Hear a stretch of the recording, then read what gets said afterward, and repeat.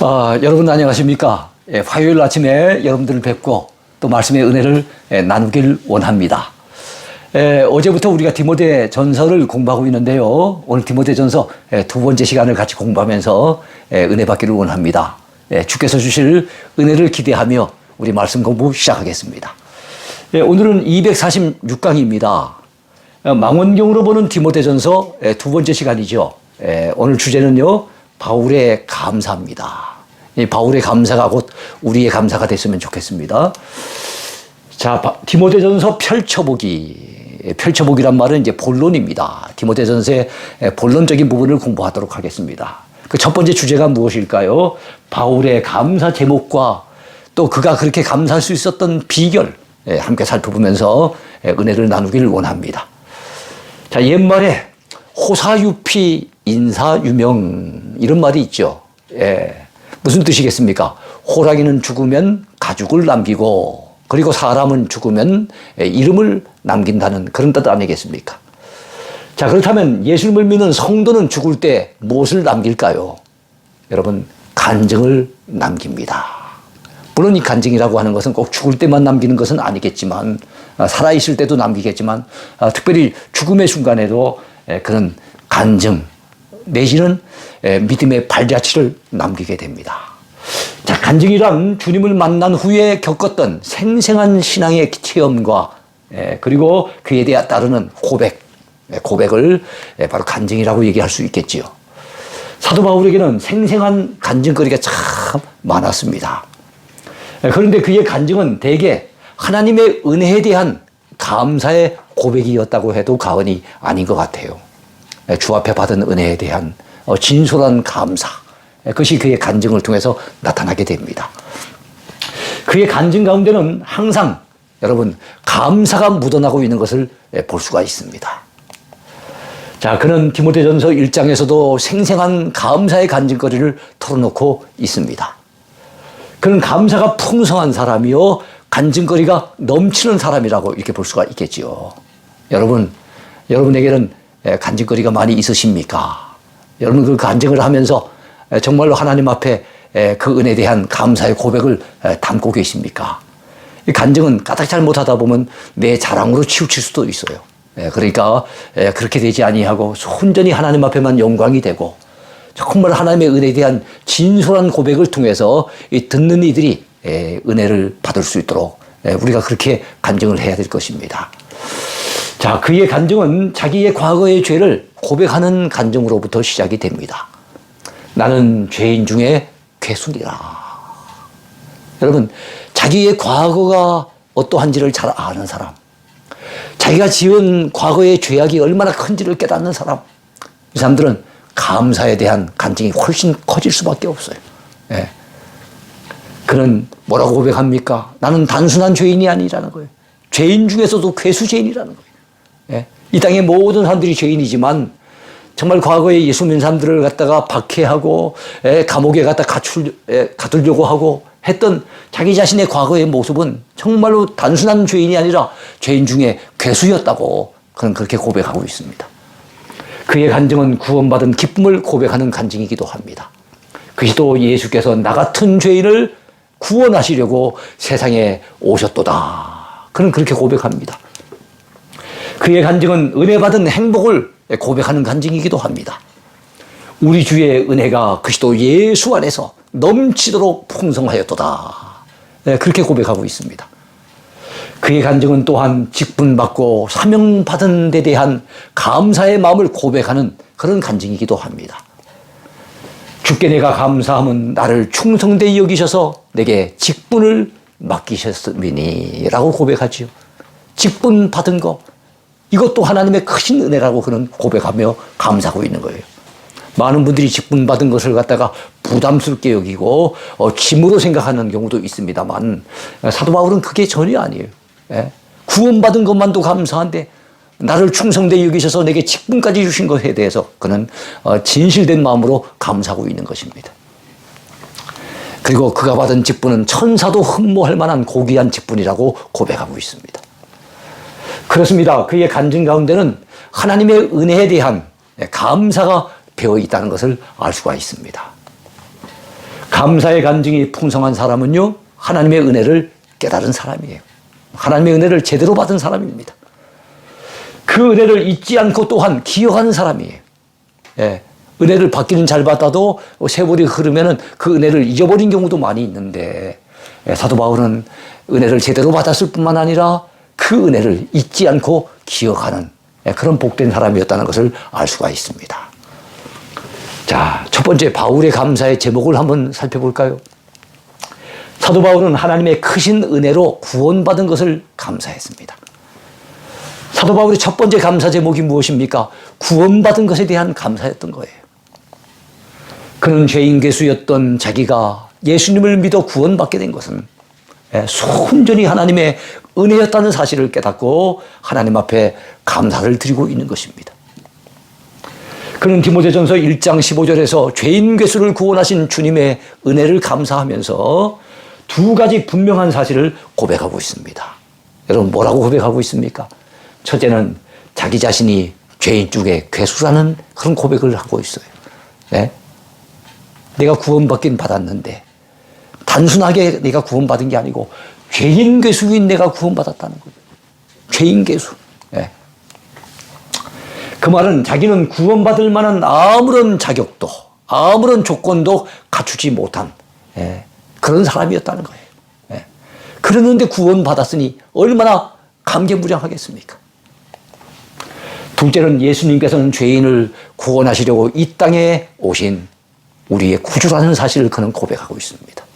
나는 죄인 중에 괴수죄인이요 우리 주님은 나의 구주가 되신다는 사실을 그는 고백하고 있는 거예요. 자, 그 말은 자기가 구원받은 것은 순전히 구주 예수님 덕분이라는 그런 뜻이겠지요.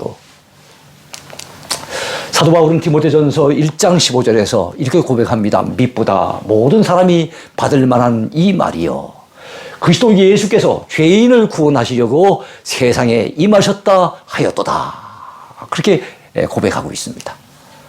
왜 예수님께서 죄인을 구원하시기 위해서 이 세상에 임하여 오신 것을 말하면서 모든 사람들이 받을 만한 이 말이요, 이렇게 강조하고 있습니까? 이거 우리가 눈여겨보아야 될 대목입니다.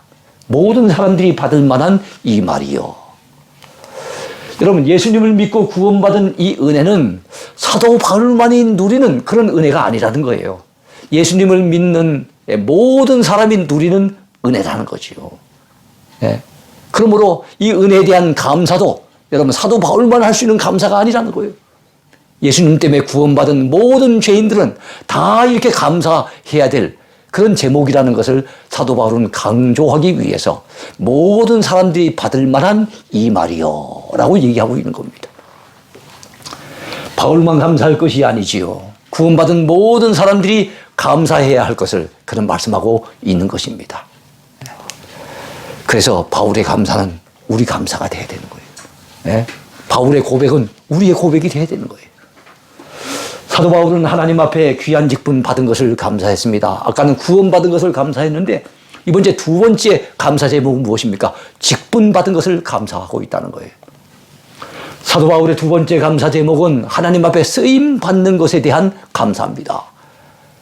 여러분, 우리가 구원받은 것도 굉장한 감격이지만 참 우리같이 못나고 부족한 사람을 하나님이 써주신다는 것 생각할 때 그것이 은혜라는 것을 깨달은 사람은요 정말로 감사하고 감격하지 않을 수 없는 거예요. 아무런 자격이 없는 자신을 주님께서 사도로 불러주시고 세워주신 은혜에 대하여 그는 감격해 했던 것입니다. 그는 하나님 앞에 여러분 직분 받은 것을 감사한 거예요. 직분 받은 거. 많은 사람들이 부담스러워하고 많은 사람들이 회피하려고 하고 많은 사람들이 짐스럽게 여기는 그 직분. 근데 사도 바울은 그렇게 생각하지 않았어요. 이 직분 받은 것이 얼마나 감사한지, 이 고귀한 직분을 내게 맡기신 것 생각하니 얼마나 감격스러운지 그에 대한 이런 감사의 고백을 남기고 있는 것입니다. 그는 주님께서 허락하신 직분에 대한 가치를 알았던 사람이에요. 그리고 그 직분을 아주 소중하게 여긴 사람이었어요. 네. 그러니까 그 귀한 직분을 맡겨주신 것에 대해서 감사하지 않을 수 없었던 거지요. 왜 사람들이 직분 받은 것에 대해서 감사할 줄 모릅니까? 왜 충성하지 않습니까? 그 직분이 얼마나 소중한 직분인 것을 모르기 때문에. 그 가치를 깨닫지 못하고 있기 때문에 그런 결과를 낳는 겁니다. 디모데전서 1장 12절에서 그는 이렇게 고백하고 있습니다. 나를 능하게 하신 그리스도 예수 우리 주께 내가 감사함은 나를 충성되이 여겨 내게 직분을 맡기심이니 그랬어요. 이야, 나 같은 사람을 하나님이 충성되게 보시고 내게 이 소중한 직분, 이 고귀한 직분을 맡겨주시다니 내가 너무너무 감사하다고 하는 그런 고백을 그는 남기고 있는 것입니다. 그의 고백 가운데는 내게 직분을 맡기신 분은 사람이 아니라 주님이란 믿음이 깔려 있습니다. 우리가 대통령의 눈에 띄어 청와대에서 잠시 일을 해도 가문의 영광으로 여기지 않겠습니까? 하물며 우리가 하나님께 선택되어 여러분 하나님 나라와 그리고 하나님의 교회를 위해 일한다는 것. 하나님의 교회가 어떤 교회입니까? 성경에 의하면 주님의 피로 값주고 사신 교회잖아요. 주님의 피값 위에 세워진 교회 아닙니까? 그런 교회를 위해서 일한다는 것은 엄청난 영광이 아닐 수 없는 겁니다. 오늘날에도 하나님의 교회에서 귀한 직분 받은 분들은 여러분 사도 바울과 같은 깨달음이 있어야 됩니다. 사도 바울의 그 깨달음, 그 깨달음에 의해서 나온 그 고백, 그 감사, 여러분 오늘날 우리에게도 있어야 되지 않겠습니까? 그리고 사도 바울과 같은 여러분 감사의 마음을 우리는 가져야 될 줄로 믿습니다. 구원받은 것도 감사한데 직분 받은 것도 여전히 직분 받은 것 역시 우리는 감사해야 될 줄로 믿습니다. 바울의 감사의 특징입니다. 자, 아까 좀 전에 공부했던 것은 사도 바울의 감사의 제목이었어요. 두 가지 제목이 있었죠. 구원받은 것을 감사했고 직분 받은 것을 감사했어요. 이렇다면 이번에 생각해 볼 것은 바울의 감사의 특징이 무엇인가 하는 겁니다. 자, 첫 번째는요, 물질적인 또는 육신적인 이유의 감사가 아니었다는 겁니다. 사도 바울의 감사는 영적인 은혜를 깨닫고 그래서 하나님 앞에 고백하는 감사였다는 거예요. 영적인 은혜를 깨달은 감사. 그것이 바로 사도 바울의 감사였습니다. 이 세상을 살아가는 사람들 가운데 여러분 예수 믿는 우리들만 감사하는 것은 아닙니다. 사실 예수님을 믿지 않는 비신자들에게서 때때로 감사하며 사는 사람들이 많이 있음을 우리는 봅니다. 다만 그들의 감사와 우리 기독신자들의 감사에는 근본적인 차이가 있다는 것을 우리는 알아야 됩니다. 자, 그 차이는 무엇이겠습니까? 비신자들의 감사는 대개 물질적인 이유 때문에 감사한다는 거예요. 돈이 잘 벌리니까 감사하고 사업이 잘 되니까 감사하고 좋은 데 취직이 되니까 감사하고 이런 물질적인 이유. 그리고 육신적인 이유. 내가 배부르니까 감사하고 내가 건강하니까 감사하고 이런 어떤 이유. 그런 이유 때문에 감사하는 것이 여러분 불신자들의 감사라고 한다면 우리 기독신자들의 감사는 한 걸음 더 나가서 자, 아까 물질적으로 하나님이 또 복 주신 것도 감사해야 되겠고 또 육신적으로 건강한 것도 감사해야 되겠지만 우리는 한 걸음 더 나가서 더 깊은 감사를 드려야 되겠는데 그것은 바로 영적인 일에까지 감사해야 한다는 것입니다. 영적인 일. 그것이 무엇이겠습니까? 사도 바울이 아까 구원받은 것 때문에 감사하고 직분 받은 것 때문에 감사하고 이것은 바로 영적인 감사거든요. 자, 신자들에게 있어서는 영적인 것에 대한 감사가 더욱 큰 감사 제목이 된다는 사실을 우리는 잊어버리면 안 됩니다. 사도 바울의 감사를 자세히 살펴보면요, 그는 육신적인 이유 때문에 감사하는 거 못 봤어요. 물질적으로 그에게 막 돈이 많이 생겼다고 그것 때문에 감사하는 거 우리 찾아보기가 어렵습니다. 그런 일 때문에 감사하는 경우 거의 없습니다. 그의 감사는 대체적으로 하나님께서 자신에게 베풀어 주신 영적인 은혜에 대한 감사였다는 거죠. 자, 그가 디모데전서 1장에서 여러분 구원받은 것을 감사하고 또한 직분 받은 것을 감사하는 것도 따지고 보면 영적인 감사의 제목이라고 할 수가 있을 것입니다. 일평생 성경을 연구하고 또 성경을 해석하는 일을 사명으로 여기고 살았던 분 중에 성경 주석가 매튜 헨리라고 하는 분이 계세요. 이 매튜 헨리의 감사에 대해서 여러분 들어보신 적이 있으십니까? 자, 이 매튜 헨리가 어느 날 퇴근길에 자기 집으로 향하여 어두운 골목길을 걸어가다가 퍽치기를 당했습니다. 여러분, 강도가 몽둥이로 그의 머리를 세게 내리쳤어요. 그래갖고 여러분, 메추엘리가 쓰러졌겠지요.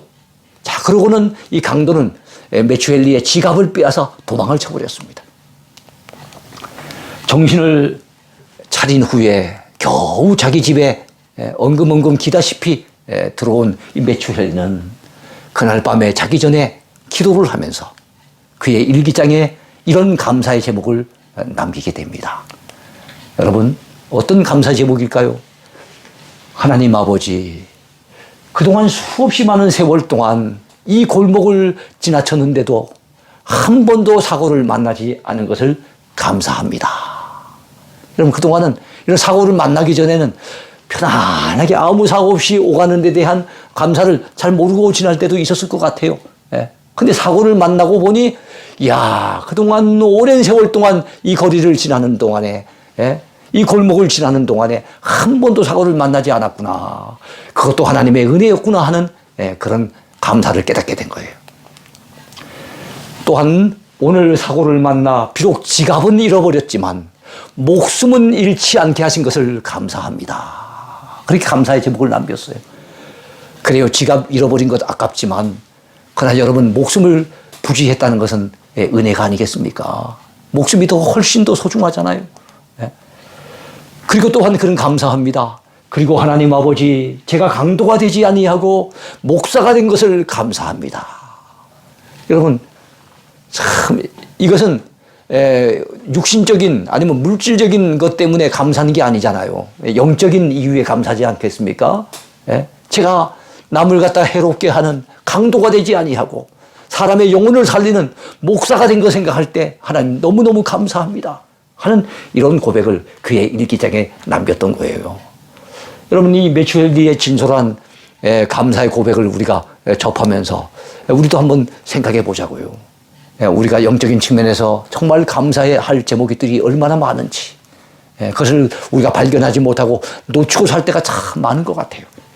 그런 감사의 제목들을 찾아서 발견하게 된다면 하나님께도 영광이 되고 주변 사람들에게도 여러분 덕을 끼치는 그런 간증거리가 되고 우리 자신에게도 감사의 제목이 될 수 있을 것입니다.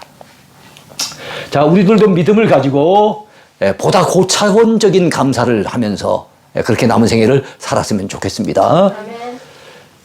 또한 사도 바울의 감사는요, 좋은 환경 속에서 생긴 감사가 아니었습니다. 극한 어려움 속에서도 우러나오는 그런 감사였습니다. 자, 사도 바울의 감사는요, 좋은 환경이 주어졌다고 해서 그것 때문에 감사하는 그런 감사가 아니었어요. 그런 감사는 일반인들도 얼마든지 할 수 있죠. 심지어는 예수님을 믿지 않는 불신자들도 할 수 있는 감사일 겁니다. 그래서 사도 바울은 어려운 환경 속에서도 하나님으로 인해서 감사했던 그런 감사의 제목이 있었던 것입니다. 그런 주의 일을 하다가 때로는 환난을 당하기도 하고 때로는 시험을 만나기도 했습니다. 그렇지만 그럼에도 불구하고 그는 하나님 앞에 감사했던 것입니다. 자, 주의 길을 걸어가다가 때로는 그가 매를 맞을 때도 있었어요. 때로는 감옥에 던져지기도 했습니다. 그렇지만은 그의 감사는 그치지 않았던 거예요. 어떤 환경 속에서든지 그는 하나님을 향해 끊임없이 감사할 수 있었습니다. 그는 여러 가지 극한 어려움 속에서도 오로지 하나님만 바라보고 감사했던 것입니다. 또한 하나님만 바라봤기 때문에 또 감사할 수 있었을 것입니다. 성도가 세상 환경만 바라보고는 절대로 감사하기가 어렵습니다. 사람만 바라보고는 결코 감사하기가 어려울 것입니다. 세상 환경은 우리를 속이기도 하고요. 우리를 낙심시키기도 합니다. 그리고 세상 사람들은요, 우리를 실망시키기도 하고요. 때로는 우리를 넘어뜨리려고 달려들기도 합니다. 아까 메추엘리를 갖다가 퍽치게 했던 그 강도를 보세요. 그런 자들이 우리 주변에 얼마나 많은지 모릅니다. 성도가 진정으로 감사하기를 원한다면 여러분 오직 하나님을 바라보고 소망하며 살아가야 될 줄로 믿습니다. 그래야만 진정 감사가 나올 수 있고 그리고 이 감사가 끊어지지 아니하고 계속될 수가 있는 것입니다. 감사와 관련하여 세 종류의 사람이 있겠지요. 첫째는 감사할 일이 수없이 많은데도 불구하고 감사할 줄 모르고 사는 사람이 있을 것입니다. 둘째는 크게 좋은 일이 생겨야만 잠시 감사하는 사람이 있을 겁니다. 내 아들이 아주 인류대학에 합격을 했다든지, 아주 좋은 그 직장에 취직이 됐다든지, 아니면 내 사업이 이번에 아주 잘 되어져서 돈을 많이 벌었다든지, 뭐 이런 일들은 있을 때만 감사한 사람들이 있을 거예요. 셋째는 작은 일에도 감사하고 평범한 삶 속에서도 감사를 잃지 아니하고, 심지어 어려운 상황 속에서도 감사의 제목을 찾아 감사할 줄 아는 그런 사람이 있어요. 사도 바울은 바로 세 번째 해당되는 사람 아니겠습니까? 우리들 역시 바로 그런 사람이 되어야 될 줄로 믿습니다. 그래서 성경은 범사에 감사하라. 이는 그리스도 예수 안에서 너희를 향하신 하나님의 뜻이니라 그랬어요. 우린 범사에 감사해야 됩니다. 작은 일이든 큰 일이든 좋은 일이든 어려운 일이든 그 속에서 감사의 제목을 찾아 감사해야 될 줄로 믿습니다. 자, 사도 바울의 감사에 또 다른 특징이 있습니다. 그것은 순간적으로 끝난 감사가 아니라는 것입니다. 그는 지속적으로 은혜를 기억하고 고백하며 하나님 앞에 감사를 올려드렸습니다. 사도 바울의 감사는 처음 회개하고 은혜 받았을 때 잠시 드렸던 그런 감사가 아니었어요. 순간적으로 끝나버리는 그런 감사가 아니었습니다. 그의 감사는 그의 생애 가운데 지속적으로 나타나는 그런 감사였어요. 그가 남긴 서신서 곳곳에 보면은요, 감사의 눈물의 흔적이 남아있는 것을 우리는 발견할 수가 있습니다. 사도 바울이 쓴 13권의 서신서 가운데 은혜라고 하는 단어가 무려 93회나 등장하고 있습니다. 사도 바울의 서신 가운데 은혜라고 하는 단어, 그것이 곳곳마다 여러분 나타나고 있는 거예요. 여러분, 은혜라는 것을 갖다 고백하고 표현하는 것을 보면 그의 마음 중심에 항상 그 은혜에 기억하고 그 은혜로 말미암아 감사하는 마음이 늘 있었다는 것을 우리는 알 수가 있습니다. 여러분, 우리도 입만 열면 다 하나님의 은혜입니다. 이 모든 것이 하나님의 은혜입니다. 살아온 모든 순간이 하나님의 은혜 아닌 것이 없습니다. 이런 고백들 우리가 남겨야 되지 않겠습니까? 이런 고백들이 우리의 간증거리가 되어야 되지 않겠습니까? 이런 고백을 듣는 우리의 주변 사람들이 그로 인해서 은혜를 받고 영적인 유익을 얻을 수 있도록 우리는 그렇게 처신해야 될 줄로 믿습니다. 자, 사도 바울은 이처럼 서신서 곳곳에서 하나님의 은혜를 기억하고 증거했던 것입니다. 그는 여러분 구원받은 것도 은혜라고 생각을 했고, 또 사도로 쓰임받는 것도 은혜라고 생각을 했어요. 심지어는 주를 위해 고난받는 것마저도 여러분 은혜라고 생각했던 사람이 누굽니까? 사도 바울이었어요. 사도 바울은 디모데전서 1장 14절에서도 이렇게 고백하고 있습니다. 우리 주의 은혜가 그리스도 예수 안에 있는 믿음과 사랑과 함께 넘치도록 풍성하였도다 그랬어요. 이야, 자기가 하나님 앞에 받은 은혜가 넘치도록 풍성했다는 거예요. 사람들은 넘치는 은혜를 받아놓고도 그것이 은혜인 걸 놓치고 살아가는 경우가 참 많습니다. 그러나 사도 바울은 주님께로부터 넘치는 은혜를 받았을 뿐만 아니라 내가 받은 이 은혜가 하나님의 넘치는 은혜라는 사실을 항상 깨닫고 살아갔다는 거예요. 내가 넘치는 주의 은혜를 받았다고 고백하며 간증하면서 살았던 사람, 그 사람이 바로 사도 바울이었어요. 여러분, 우리도 살아왔던 날도 돌이켜보자고요. 하나님의 은혜 얼마나 많습니까? 삶의 순간순간이 다 은혜로 점철된 그런 세월이 아니었습니까? 그렇다면 내가 하나님 앞에 넘치는 은혜를 받았다고 하는 이런 고백, 이런 간증들이 우리 입술에서도 늘 터져나와야 되지 않겠습니까? 자, 우리들도 넘치는 주의 은혜를 날마다 경험하고 고백하며 살아가야 할 줄로 믿습니다. 여러분, 끝으로 오늘 생각해 볼 제목은요, 사도 바울이 감사할 수 있었던 비결입니다. 사도 바울이 어찌하여 이렇게 늘 감사할 수 있었을까요? 그 비결을 같이 생각해 보겠습니다. 자, 먼저 사도 바울은 자기의 부끄러운 과거를 잊지 않고 기억하는 사람이었기 때문에 현재의 모습에 감사할 수 있었습니다. 사도 바울이 하나님 앞에 늘 감사하며 살 수 있었던 첫 번째 비결은 그가 자기의 부끄러운 과거를 잊지 않고 기억하는 사람이었기 때문입니다. 예? 자기가 과거에 얼마나 엄청난 죄를 지은 죄인 괴수였는지를 그는 깨닫고 늘 기억하고 살았기 때문에 그는 새롭게 변화되어 예수 그리스도를 증거하는 사도로 살아갈 수 있었고, 그러한 자신의 현재 모습에 늘 감격하며 감사할 수 있었던 것입니다. 그렇습니다. 과거의 나의 허물과 죄, 이거를 기억하는 사람은요, 오늘 구원받아 주님 앞에 쓰임받고 있는 현재 내가 누리고 있는 그 모든 것이 은혜라는 사실에 감사하지 않을 수 없는 거예요. 근데 내가 엄청난 하나님 앞에 죄인이었던 사실을 까마득하게 놓쳐버리고, 그렇게 살고 있는 사람들은요, 자기 의를 자랑하고, 자기를 드러내기 바쁘고, 오히려 하나님의 은혜를 다 놓쳐버리고 사는 거예요. 그게 감사하기가 어려운 거죠. 사도 바울은 과거에 지었던 죄를 쉽사리 잊지 않고 기억하는 사람이었습니다. 사도 바울이 기억하는 그의 과거의 모습은 어떠했습니까? 15절을 보았더니 그는 예수님을 믿기 전에 죄인 중에 괴수였다고 그렇게 고백하고 있습니다.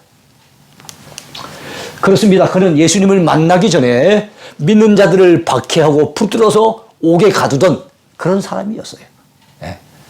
문제는 그러한 그의 과거를 사도 바울은 세월이 흐르고 난 이후에도 잊지 않고 있었다는 사실입니다. 예수님의 반대편에서 기독교를 엄청나게 비판했던 그런 자였는데 그러한 자기의 과거를 잊지 않고 기억했기 때문에 현재 자기가 사도로서 쓰임받고 현재 자기가 하나님의 은혜를 누리며 사는 것이 엄청난 은혜라는 사실을 그는 감사치 않을 수 없었던 것입니다. 사도 바울이 그렇게 살았던 이유가 무엇이었을까요? 과거에 왜 그렇게 죄인 괴수로 살며 하나님의 교회를 박해하는 그런 자로 살았을까요? 그것은 13절 하반절에 봤더니 여러분 그 이유에 대해서 사도 바울이 이렇게 설명합니다. 내가 믿지 아니할 때에 알지 못하고 행하였습니다. 이렇게 고백합니다. 그래서 사도 바울은 과거에 주님을 너무 몰랐어요. 주의 은혜를 깨닫지 못했어요. 주님의 주되심을 알지 못했던 겁니다. 많은 사람들이 신앙생활을 오래 하다 보면 빠지기 쉬운 함정이 있습니다. 그것은 스스로가 의롭다고 착각하게 된다는 것입니다. 왜 의롭다고 생각합니까? 그동안 교회 봉사활동을 많이 했기 때문에, 헌금도 많이 했기 때문에, 나름대로 믿음 생활을 열심히 오랫동안 해왔기 때문에, 그래서 그것을 공로로 쌓았다고 생각하는 거예요. 그래서 구원받을 만한 자격을 갖춘 것으로 착각한다는 거예요. 여러분, 우리는 어떤 봉사를 해도 아무리 오랫동안 신앙생활해도 그것 가지고 하나님 앞에 구원받을 인생은 아무도 없다는 걸 우리는 알아야 됩니다. 여러분, 구원받는 것은 순전히 하나님의 은혜입니다. 순전히 예수님의 십자가의 공로입니다. 예수님 덕분입니다. 다만 구원받은 이후에 우리가 봉사활동하고 우리가 주님의 교회를 섬기며 충성하는 것, 이건 나중에 우리가 하나님 앞에 상급받을 거리는 될 수 있겠지만 그것 가지고 우리가 하나님 앞에 구원받는 조건을 갖췄다고 생각하면 절대로 안 됩니다. 우리가 구원받는 것은 전적인 하나님의 은혜인 것을 놓치지 마시기 바랍니다. 이런 착각에 빠지면 절대로 안 돼요. 이런 착각에 빠진 자는 진실된 마음으로 하나님 앞에 감사하기가 어렵습니다. 우리는 절대로 이런 어리석음에 그런 함정에 빠져서는 안 되는 줄로 믿습니다. 과거에 지은 죄를 잘 기억하는 사람은 결코 교만할 수가 없어요. 가난하고 힘들게 살았던 과거를 잘 기억하는 사람은요, 늘 겸손해질 수가 있습니다. 돈을 많이 벌어 성공해도, 교회에서 중직자가 되어도 모든 것이 하나님의 은혜인 줄 알기 때문에 겸손히 감사하며 살아갈 수가 있는 것입니다. 자, 우리는 지난날 우리나라가 겪었던 고난들, 특히 일제에 의해 당했던 압제의 아픔, 그리고 6.25 전쟁의 고통과 참상, 그리고 보릿고개 넘던 가난했던 시절의 서름, 이거 결코 잊어버리면 안 됩니다. 그 모든 것에서 벗어나게 하신 분이 누굽니까? 하나님이잖아요. 그 무엇보다도 우리 한국의 현대사 배후에는 하나님의 놀라운 섭리와 축복의 손길이 있었다는 사실, 우리는 결코 놓치지 말아야 됩니다.